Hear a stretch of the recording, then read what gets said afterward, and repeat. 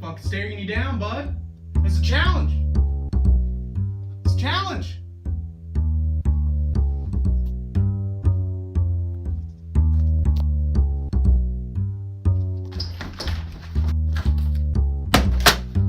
We need these out now.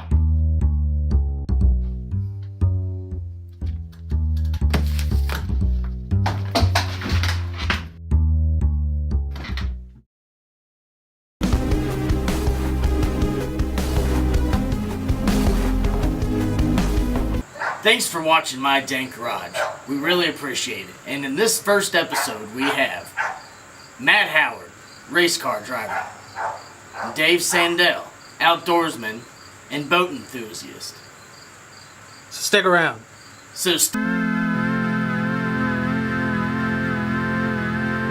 I'm Matt Howard, and this is my Dank Garage.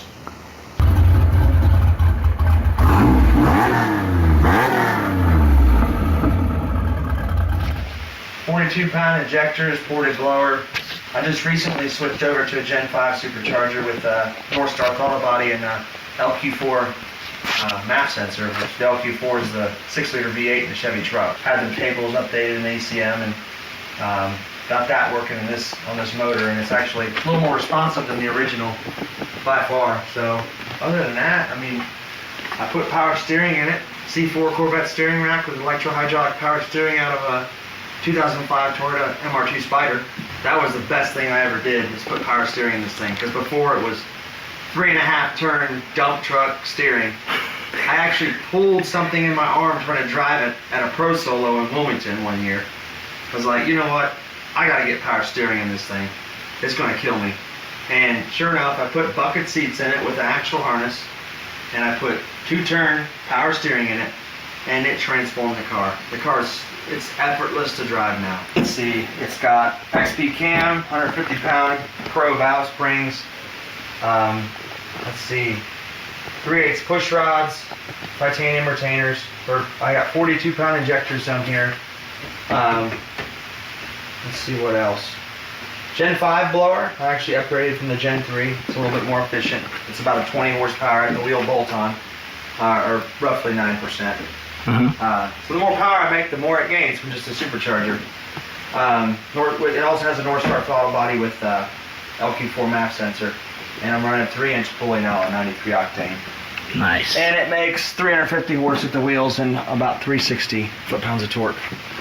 Yeah, after I put on the Gen 5, I decided, I wanted to kind of, dress things up a bit, but I wanted to do it in a way that was practical, right? So I put the chrome valve covers on, not only because they look nice, but it also cools the oil.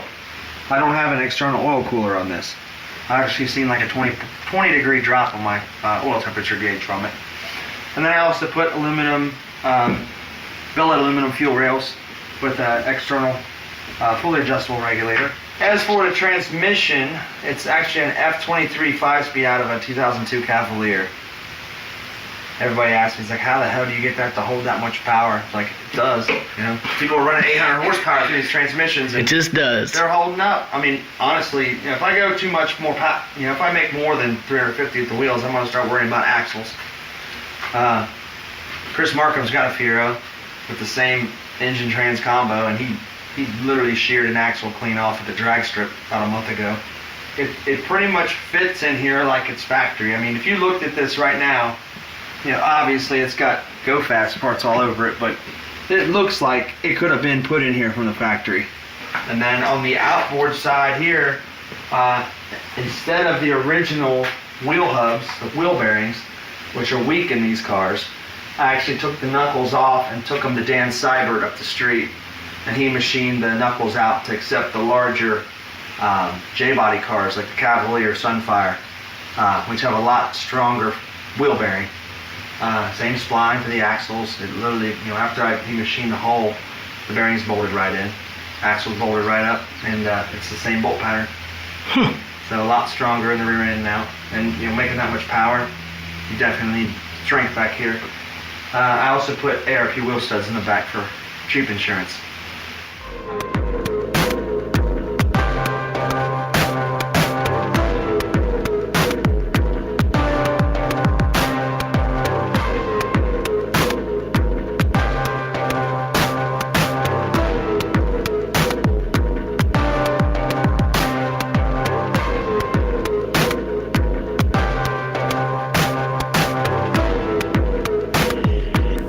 Hello, and welcome again to Dave Outdoors. I am your illustrious bearded host, Dave. Today I wanted to talk a little bit about a bass boat that I purchased for $650 off of Craigslist and converted into the world's most awesome duck boat. That is a self-proclaimed title. But I think it's pretty awesome. It serves its purpose well for me, and I worked pretty hard on it. This is the back side of my switchboard here. Ignore that little crack. Just want to talk a little bit about what I'm doing here. These are the 3 switches that I'm installing. I robbed the placard. Tiny piece of plastic that the needle rides on. There was little chunks of the old ones stuck inside that son of a bitch, and that's what was causing all my problems. But I mean, easily overlooked. It was so tiny. But check this out.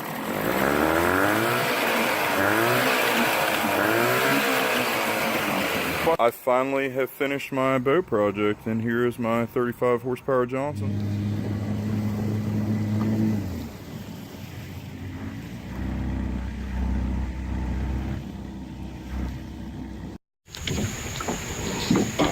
All right, Dave, tell me about your boat. It's a boat. It's a 1987 Lundu handler. And contrary to the name, it doesn't handle very fucking well. There's a 1980 30 horsepower Johnson that I've rebuilt pretty much everything on. Ignore the bungee cord, it's because it pops out of gear. But should be a pretty good duck boat. What got you into duck hunting? What was the inspiration to take this measure with the boat as opposed to maybe more of a leisure boat or a pontoon boat? I think we're stuck on a log.